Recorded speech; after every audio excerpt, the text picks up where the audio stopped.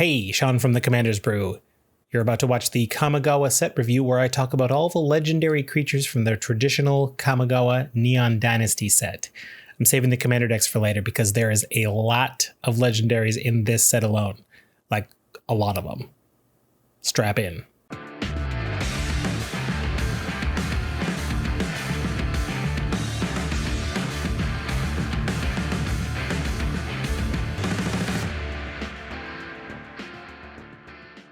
Okay, let's start with one that was spoiled quite a long time ago. This is Satoru Umezawa, 1 blue-black Dimir.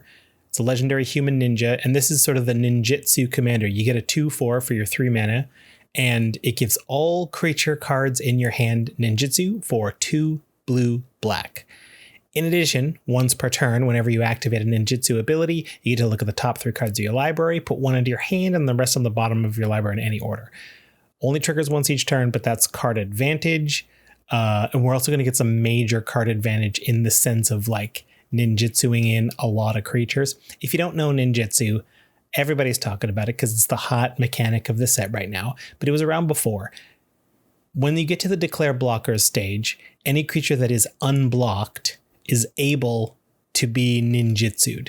And what you do is you pay the ninjutsu cost, in this case, 2 blue-black for any card in your hand, and you trade it with the unblocked creature. So let me illustrate. Tons of decks like this. I think you're going to run around a lot of cards like Changeling Outcast. It's a 1-mana spell. It's a 1/1, can't be blocked, and can't block. So this will always be unblocked. Something like Slitherblade, also a single mana, can't be blocked. That's the whole key. And then as soon as you get to the declare blockers phase, I don't know, pay 4 mana to flash in an Agent of Treachery in its place, gain control of something, pay the 4 and bounce the other one to your hand, and maybe this time grab a Diluvian Primordial, cast a bunch of free spells from the yard. And if you don't want to, then you can recast that little 1-drop that went back to your hand. This deck can be a monster, I think. Watch out for it. I gotta look up. I'm pretty sure this works. You're attacking with a Slitherblade. You pay the 4, drop down an Agent of Treachery, get that ETB trigger, but it's still unblocked. So then you ninjutsu 1 more time and put back the Slitherblade. So you can do this over and over. And the deck even functions nicely with a little bit of flavor with Tetsuko Umezawa, Fugitive, the descendant, some sort of relative of Satoru. I don't know who's older or younger. I don't know where the GTA fits into all this. But giving all your creatures with 1 power or toughness unblockable is a great way to enable this deck. I think all of these cards are probably going to make it in that deck. So let me talk about Hidetsugu Devouring Chaos. Heartless Hidetsugu existed before, just a mono red creature, but this is a Rakdos card. What's it do? It's 3 and a black, 4/4, and you get 2 things for your Ogre Demon. You can pay a black and sack a creature to scry 2, which is kind of the genius of the design, because it's a sack outlet that lets us scry 2, and then the other ability is 2 and a red, tap, exile the top card of your library. You may play it this turn, and when you exile a non-land card, Hidetsugu deals that much damage equal to its mana value to any target. Any target, player, creature, planeswalker, whatever. But that scry 2 is a way to just ensure, well, I'd rather have a land on top because I'm going to play that, or I'd rather put a gigantic mana value spell on top. Maybe I won't play it, but I'll definitely do a ton of damage with it. And so then in a deck like this, we're definitely going to want to look towards things that reduce the mana value of what we actually pay, but the mana value will still be high. Delve comes to mind. So something like Murderous Cut. It's a 5 mana value card, but you often only end up paying 1 black for it. Sounds like this will be a fun Rakdos deck. Ooh, this one's interesting. It's so interesting, in fact, that I suspect a future episode of Commander's Brew will feature Tamishi in a full 100-card deck tech. But let me tell you all about them.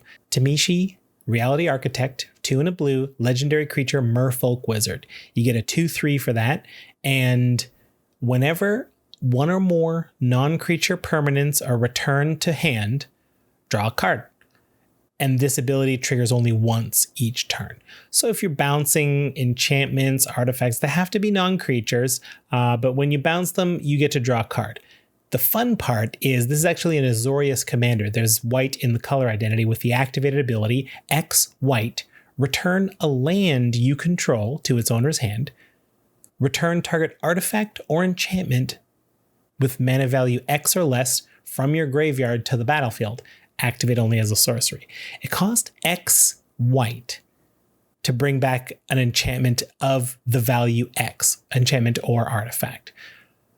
But since you're returning a land, if you still have a land drop, you can replay that land, which could be a white mana. So you essentially get that as a rebate. So it essentially allows you to pay the regular enchantment or artifact cost to keep bringing them back from the graveyard. There's no shortage of great artifacts that want to go to the graveyard.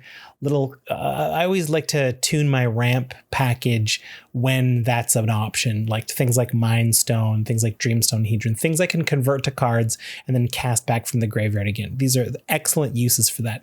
But in the enchantment category, there's lots of options too. How about Alseid of Life's Bounty? It just costs a single white. You pay 1 to sack it. Target creature or enchantment you control gets protection from the color of your choice. We all know protection from the color of your choice is a great way to protect maybe your commander, maybe someone else from a removal spell, but don't forget you can also use it to make it unblockable by creatures of that color. This is not a Voltron deck, at least not the way I'm imagining it right now, but if you were to make it a Voltron deck, keep that in mind. And here's another enchantment that I've never heard of before. Aronson's Aura, 2 and a white for an enchantment. And it can sack itself. That's why it's in here. You can sacrifice it, and then Tamishi can bring it back. So pay a white, sack an enchantment, maybe this one, destroy target enchantment. So for 3 white, plus that land being returned, and then being replayed, so we get that white back, you can keep enchantments off the board every turn. This seems quite useful. There's another ability, 3 blue, counter target enchantment spell. Play this ability as an interrupt. As we know, there's no such thing as interrupts anymore, but that just tells you how old this card is. But the art is very cool. And now that I look at it, it's kind of like an early take on the sparkly constellation enchantments. There's some space and some sparkles. Maybe this is kind of the original inspiration for Theros. I want to talk about one more thing. Since Tamishi is returning lands to your hand, we've got a great access to some utility lands like Mystic Sanctuary. As long as you have 3 other islands, this enters the battlefield untapped, and you get to put an instant or sorcery from your graveyard on top of your library. There's plenty of little enchantments that'll let us draw cards if we want to use that with Tamishi to get it right away. But powerful cards coming back, enchantment, artifact, and now instant and sorcery. Very versatile commander. Kyodai Soul of Kamigawa, 3 and a white legendary dragon spirit. It's got flash, flying, and it's a 3/3. And whenever it enters the battlefield, another target permanent gains indestructible as long as you control Kyodai. There's an extra ability that is Wooburg, white, blue, black, red, green. Kyodai gets +5/+5 until end of turn, bringing this up to an 8/8. That would make it 3 hits from your commander to do commander damage. I do think this is a nice 5-color cheap commander. We've had some really impressive 5-color commanders before. It always seems to be in white. We don't get a lot of other colors that have a Wooburg ability. It seems it's always a white creature that has a Wooburg ability. But this is a way they do this quite frequently to just insert a 5-color commander so that is always an option for standard Brawl as an environment. I don't know how many people are playing it, but that's something that they always want to have. And you know what? I don't mind. Sometimes you got a cool deck. I mean, a 5-color deck can do anything you want. You can brew anything. There's no restrictions beyond the normal ban list. Whatever we end up doing, sometimes the commander doesn't matter, so you just toss in the cheapest 5-color commander you can find. And I suspect this one will remain cheap for quite some time. And giving it permanent indestructible is not nothing. Probably going to slip in a momentary blink or 2 in that sort of deck just to kind of take advantage of that ability. Greasefang Okiba Boss, 1 white, black, legendary rat pilot. You got a 4/3, and at the beginning of combat on your turn, return target vehicle from your graveyard to the battlefield. It gains haste, and return it to its owner's hand at the beginning of the next end step. It's a fair number of hoops to jump through because the vehicles come back and then they go back into your hand. So they don't stay on the battlefield very long. There's no real way to kind of cheat extra mana in a sense. You still have to crew them. They're given haste, so they're able to attack, but you have to figure out a way to crew them. I wanted to look through for vehicles that have sort of a high power, low toughness kind of thing. These are vehicles I would expect to end up in the graveyard. Obviously, if you're discarding from, I don't know, whatever in black and white is making you discard, if you build around that, maybe you're milling yourself through some black creatures. Getting vehicles back sounds pretty neat. Some of the ones that seemed a little bit interesting might be Colossal Plow. That's the 2-mana artifact from, was it Kaldheim? Whenever it attacks, you add white to your mana pool and you gain 3 life. So you don't get to use this mana to recast the Colossal Plow because it comes back to your hand at the end, your end step. But you get to get some extra mana that way. I think that's fairly useful if you can find a way to crew it for 6. There's also the Enchanted Carriage. When that pops back into play, you get to make 2 1/1 white mouse creature tokens. It only crews for 2. That's the intention of the mice. But those mice can crew other vehicles on the battlefield if you don't care to attack with the Enchanted Carriage. Seems like a tough commander to brew, something around a lot of moving parts. You'll need to devote a lot of deck slots to make it work. But if you love vehicles, this is your Orzhov commander. Hinata, Dawn Crowned. This is a Jeskai commander, 1 blue, red, white, legendary Kirin Spirit. You get a 4/4 with flying and trample. Spells you cast 1 less for each target, and spells your opponents cast cost 1 more for each target. So it's a little bit of a Jeskai hate commander. There's plenty of hate bears out there that just putting taxes on things. This only puts tax on cards that target. So it seems kind of reasonable. If you want to target me with removal, you have to pay more. I'm not going to stop you from doing your thing, but I'm going to make it harder to stop me from doing my thing. And the fact that spells that we cast cost 1 less for each target, I have to point out Comet Storm. Like, this is easily the number 1 card in Hinata's deck. For X red, it's the instant, but it's got multi-kicker 1, and you can choose additional targets for each time it was kicked to do X damage to them. But the one that it costs us to do the extra target is reduced. And since we're just adding targets, that one continually gets reduced to 0. So effectively, we can hit as many targets as we want and do X damage and just pay red to get it to go. Whew, very cool. You know me, I love an X spell. Ishin, 2 heavens as 1. This is a Mardu commander, red, white, black, legendary human samurai. You get a 3/4 to start. And if a creature attacking causes a triggered ability of a permanent you control to trigger, that ability triggers an additional time.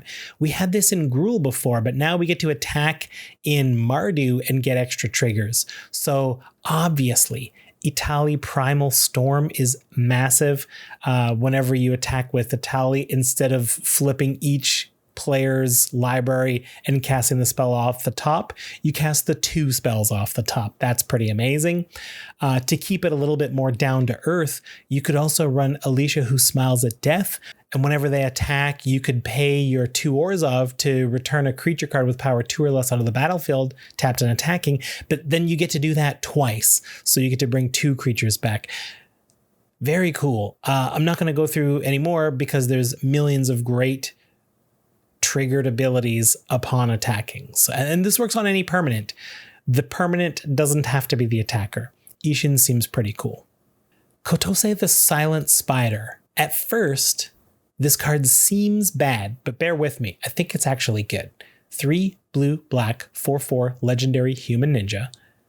When Kotose enters the battlefield, exile target card other than a basic land from an opponent's graveyard. So she enters the battlefield, you exile a card from a graveyard. Here's where, as a commander player, you get turned off a little bit. Search that player's graveyard, hand, and library for any number of cards with the same name as that card and exile them. You might think to yourself, well, that's impossible. There won't be any other cards of that name. This is commander. You're not allowed to pick a basic land, so that won't count. unless you're playing against like maybe the Rats player or the Clerics player or something where they have the persistent petition or something like that, this won't work in that way. But you do get to at least look at their hand, which is of some value. But the next ability says, so for as long as you control Kotase, you may play one of the exiled cards and you may pay mana as if it were any color to cast it. That alone is worth it. We're in blue-black. This is I think the intention is to ninjutsu this card up and down to get it into the battlefield a bunch of times.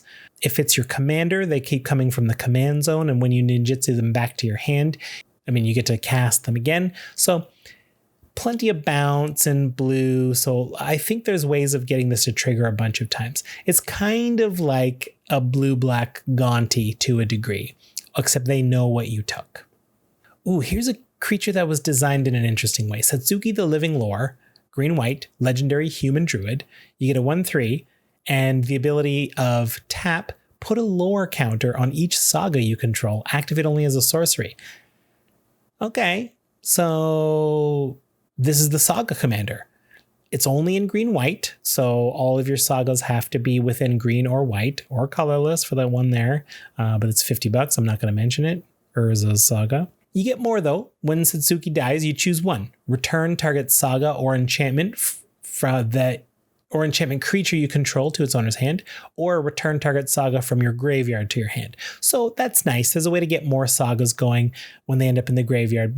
Except for those Kamigawa ones that turn into creatures, sagas always end up in the graveyard. Adding a lore counter is very interesting. It goes on each of them, but it's hard to have a ton of sagas out at a time because they naturally want to finish themselves. They start with a lore counter, they put one more, and then they usually disappear on the third one. So there's not a huge long window to make this happen, but that speeds them up a lot. One less rounder on the table is excellent. In green-white, I tried to look for the coolest sagas to see if there were enough that we would want to brew around. Obviously, Elspeth Conquers Death is a cool one to keep looping, to get extra counters on to make it go faster, and then somehow maybe sack Satsuki and bring them back to get more Elspeth Conquers Deaths.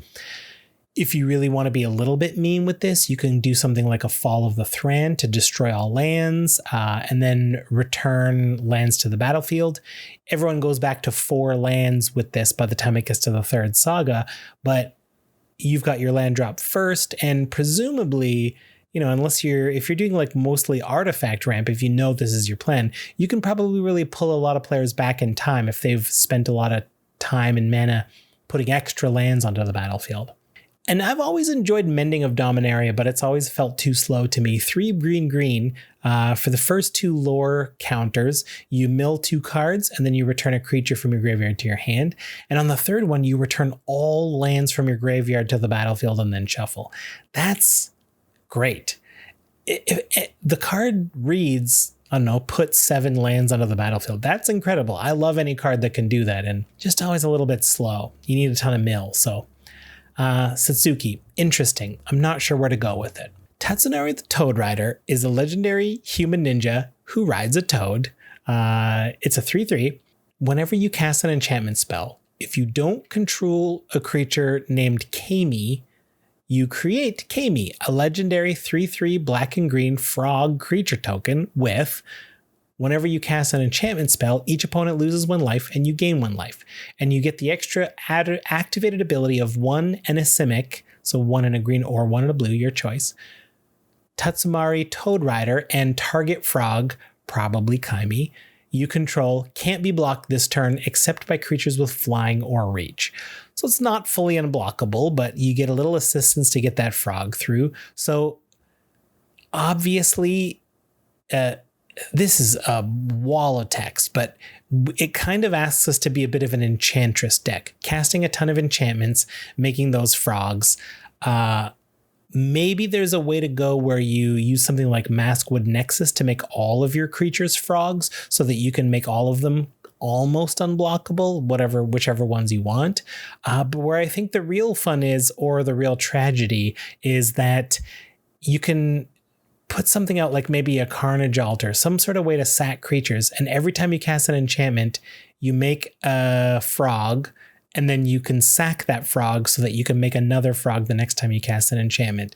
You lose out on the drain ability this way, but I can't help but notice that the name of this frog is very close to Kermit. You make Kermit the Frogs in my mind.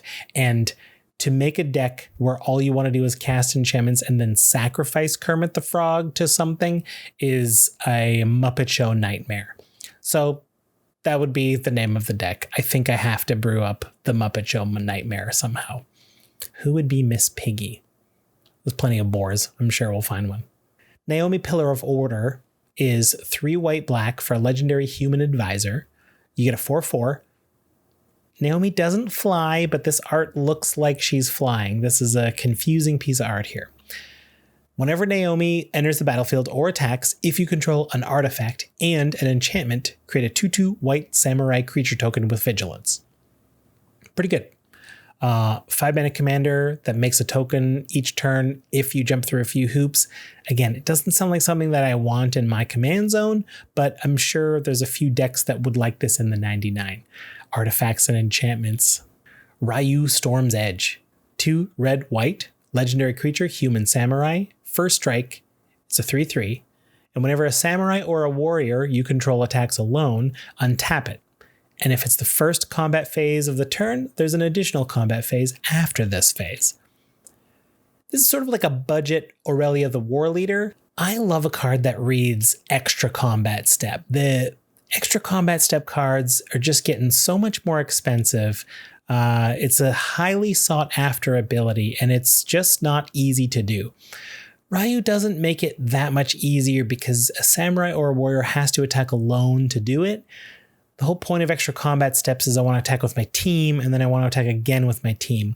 If I'm doing some sort of Voltron, though, that's the equivalent. If I only care to attack with one, I'm happy to do it. It has to be a samurai or a warrior, probably Ryu. Seems like a fine artifacty Voltron-y Boros commander that just leads you to doing the damage by themselves. Getting an extra combat step means I'm going to want to get this power up to 11. It goes up to 11. It's 1 louder so that I can just get a second combat and eliminate a player with 21 commander damage right away. We've got another Boros commander, Rizona Asari commander, 1 red, white, legendary creature, human samurai, 3/3 with haste. Whenever Rizona deals combat damage to a player, if it doesn't have an indestructible counter on it, you put on an indestructible counter. And then when anyone deals combat damage to you, you remove the indestructible counter.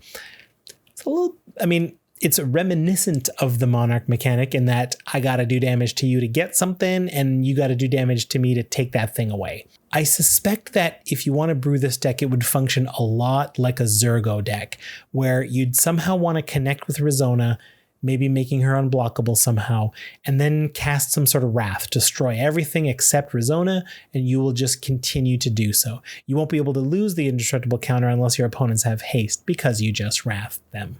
Okay, that completes the multicolored commander cards, but there's a lot more. We've got some monocolored commanders. I often find that monocolored commanders have to do a little bit more to be exciting commanders, something unique, because we just simply don't have access to the same card pool. Jin Gitaxias, it's almost as mean as the original one. So for 7 mana, you get a legendary Phyrexian Praetor, 5/5, and whenever you cast an artifact, instant, or sorcery spell, you copy the spell. You may choose new targets. This ability triggers only once each turn. And whenever an opponent casts an artifact, instant, or sorcery spell, counter the spell. This only works once each turn. Brutal. You just lock your opponents out from casting half of their instants and sorceries. Half if they can cast 2 per turn. I guess less than half if they can cast 3 per turn. But so mean. If you play a meta that likes this kind of stuff, go nuts. Kodama of the West Tree. 2 and a green, legendary creature spirit, 3/3 with reach. Modified creatures you control have trample. It's the first time we've gotten the word modified. First time I've mentioned it, but modified is similar to historic, how historic refers to any legendary or any artifact or saga. Modified refers to any creature that has a counter on it, it is equipped, or it is enchanted by something you control. So Kodama of the West Tree, modified creatures you control have trample, and that's relevant because whenever a modified creature you control deals combat damage to a player, search your library for a basic and put it right into the battlefield tapped. This is great. Whenever a modified creature you control deals combat damage to a player, it doesn't say only once per turn. So if you hit with 3 or 4, you're tutoring up 3 or 4 basic lands. You got to be mono green. I always feel a little sad when they give us these cool abilities in a monocolored. As I said, monocolors are so tough because I want to do stuff in other colors. I want to splash things. I want to just do everything. And that's why we play Commander, to do wild things. Nonetheless, getting an early modified creature, this only costs 3. So getting an early modified creature, maybe something like Pollen Bright Druid, it's 1 and a green, and enters the battlefield. You either put a +1/+1 counter on a creature, that could be this Druid or maybe something else that has a good attack, or you can proliferate and get extra counters, because I think +1/+1 counters are the way we're going to modify most of our creatures. That's my suspicion. Goro, Disciple of Ryusei, 1 and a red for a legendary Goblin Samurai, 2/2. You get to pay a red, creatures you control gain haste until end of turn. You can also pay 3 red to create a 5/5 red dragon spirit creature token with flying, and you can activate that only if you control an attacking modified creature. Tons of hoops to jump through. I don't see this as a commander I would want to run, but very good in the 99 of a lot of different decks. Paying a red to give your whole team haste is pretty useful. I love a good haste enabler. This is Light Paws, Emperor's Voice. I'm assuming Light Paws means they tiptoe around really softly, as opposed to their paws generate beams of light on people. Either are interesting though. But for 1 and a white, you get a legendary Fox Advisor, 2/2. And whenever an aura enters the battlefield under your control, if you cast it, you may search your library for an aura card with mana value less than or equal to that aura with a different name and attach it to Light Paws, Emperor's Voice, and then shuffle. Little bit of an aura cascade thing going on. I don't mind that. I can't think of any amazing aura strategies in mono white that I would want to brew around to make this my commander, but Light Paws has a welcome home in numerous Enchantress type of decks that include white. Light Paws will be very welcome in a lot of decks. I mean, Light Paws will be welcome in a lot of places. It's a very cute fox. Nashi, Moon Sage's Scion, 1 black legendary rat ninja, 3/2 with ninjutsu. The ninjutsu cost is 3 and a black, and if you have an unblocked creature, you can pay 3 and a black to put this into play. Whenever Nashi deals combat damage to a player, exile the top card of each player's library, that includes yours, and until end of turn, you may play one of those cards. And if you cast a spell this way, pay life instead of the mana value. A little bit of a Bolas's Citadel moment. You can do your own exiled card, your opponent's. You only get 1, so you can't do them all, but this is some fantastic card advantage. We love paying with life because we start with so much of it. 40. But as I always say, in your Rule 0 talks, see if you can push for 30 life. I think the game's better that way. Got a couple of relatives coming up. Not sure how they're related, but we have Norika Yamazaki the Poet, 2 and a white for a legendary human samurai, 3/2 with vigilance. Whenever a samurai or warrior you control attacks alone, you may cast target enchantment card from your graveyard this turn. Extra enchantments from the graveyard. Gotta be attacking alone though. That is a tough price to pay. Now we've got Heiko Yamazaki, the General, 3 and a red for a legendary human samurai, 3/3 trample.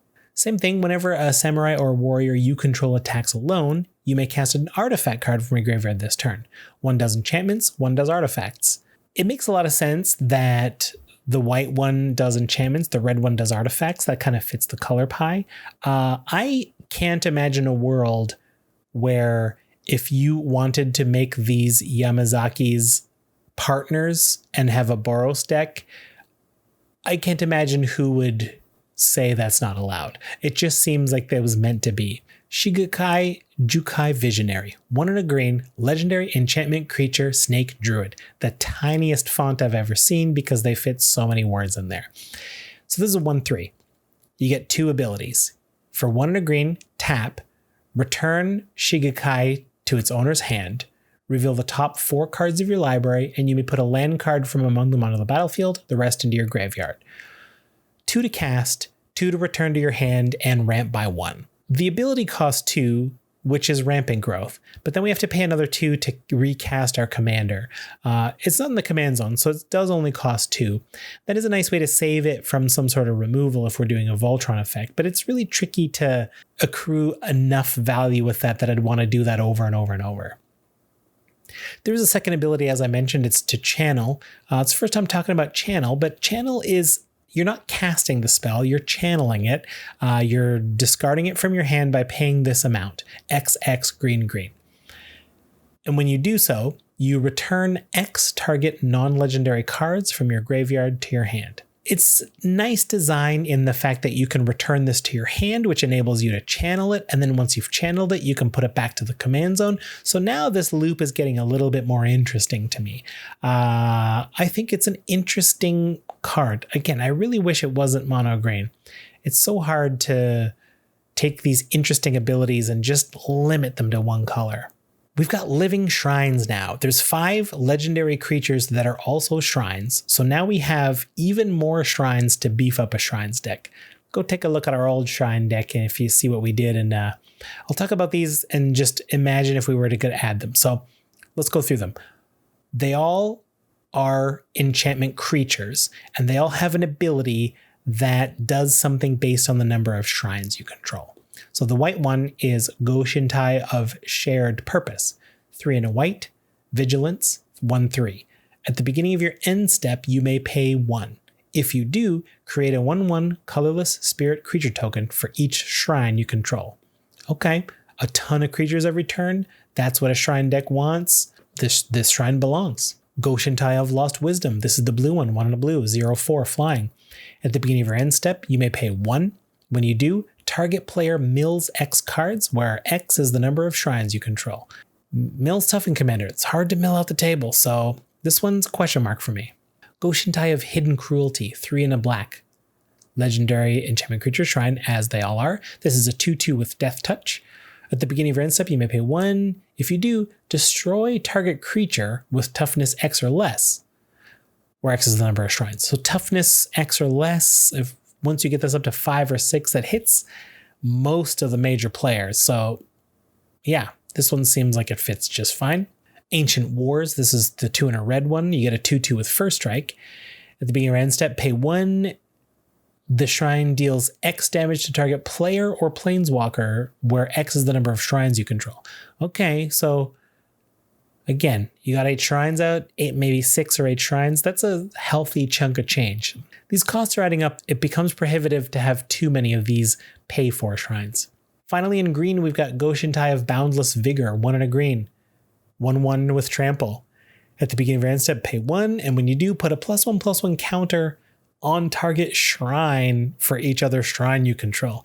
Oh man, I was hoping it would have just said target creature. So there's only 5 animated shrines. The rest of the shrines aren't creatures, so putting +1/+1 counters on them, although allowed, doesn't really do anything. So, and I didn't really like the blue one that much, and the red one was like, I don't know, I like it, I don't love it. So once you cut a couple of those, there's really not a lot more shrines to put these +1/+1 counters on, especially if I cut this one. So if you're an all shrines deck, you have to do all the shrines. We got another cycle of dragon spirits, and instead of stars, they're skies this time. In white, we have Ow, the Dawn Sky, 3 white, legendary dragon spirit, flying in vigilance, 5/4. When Ow, the Dawn Sky dies, choose 1. And this pattern will be true for all of the sky dragon spirits. When they die, you get to choose one of 2 things. So for Ow, the Dawn Sky, you can either look at the top 7 cards of your library, put any number of non-land permanent cards with total mana value 4 or less from among them onto the battlefield. The rest go on the bottom. Or put 2 +1/+1 counters on each permanent you control that is a creature or vehicle. So I know the first one capping at a mana value of 4 total over 7 cards means you might get like 1 4-drop or 2 2-drops. I'm just telling you how math works at this point. But you have to get non-lands. That's the tough part. Lands have a 0 cost, so you figure you flip 7 cards, 2 or 3 are lands. Out of the rest of the 4, maybe there's only 1 or 2 eligible combinations that add up to 4. It ends up feeling a little bit like a fact or fiction type of thing where you don't have a lot of choices, but maybe you build your deck in such a way so you have a lot of options. I think the other ability is where this shines. A lot of mono white decks tend to want to go wide, and putting 2 +1/+1 encounters on every creature you control, that's pretty good. In blue, we have Kyrie, the Swirling Sky, 4 blue, legendary creature, 6/6 with flying and ward 3. And when Kyrie dies, return any number of non-land permanents with total mana value 6 or less to their owner's hands. There's that total mana value theme again. So bounce a bunch of stuff. This one doesn't say non-token. It says non-land. So you can bounce every token on the battlefield if you want. The other alternative choice is to mill 6 cards, then return up to 2 instant or sorcery cards from your graveyard to your hand. They don't have to be ones that you just milled from this ability. So 2 cards back, or say bye-bye to all tokens forever. Pretty good for 6 mana. Midnight Sky, the Black Dragon, 3 black, flying and menace for a 5/5.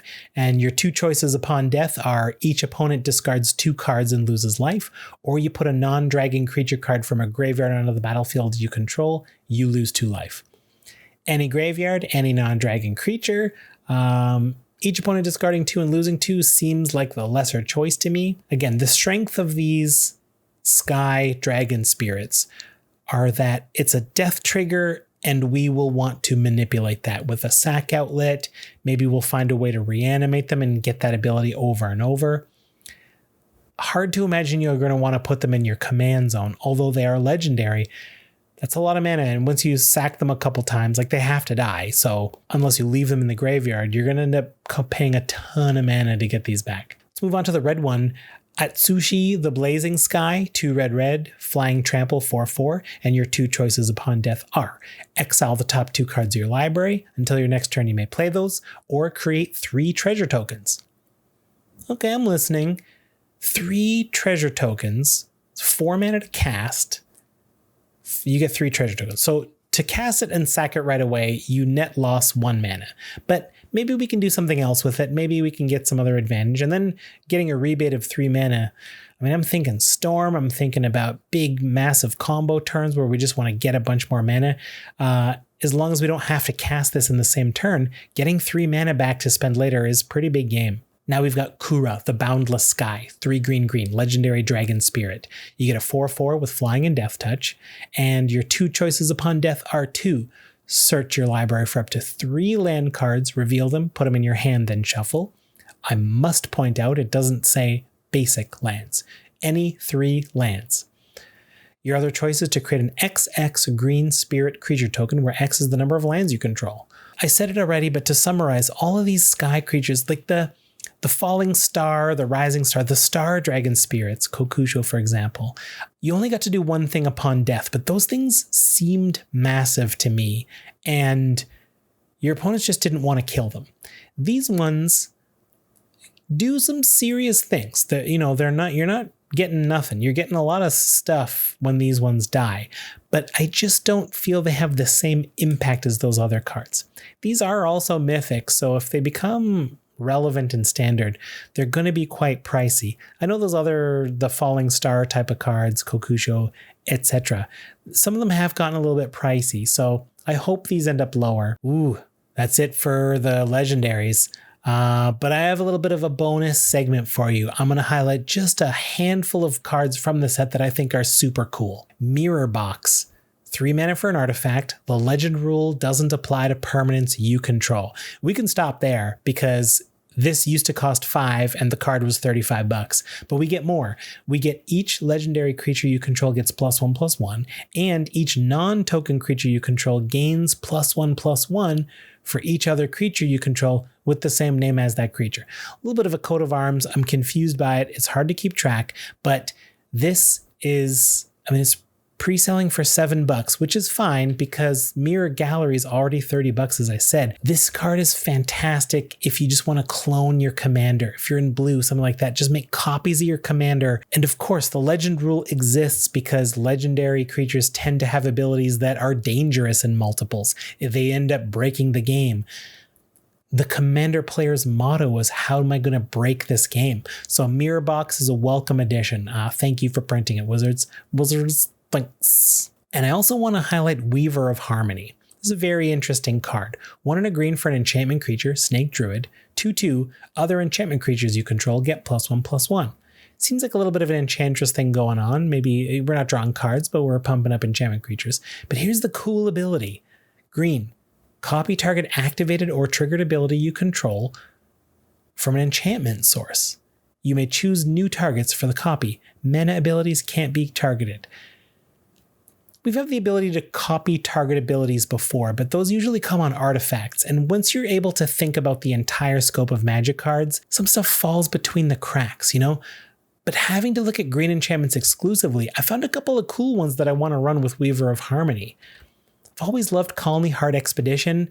Whenever we get a landfall trigger, we get to double it to get extra counters on it. And in addition, when we remove the counters and sack this, instead of tutoring up 2 basics, we get to tutor up 4 basics.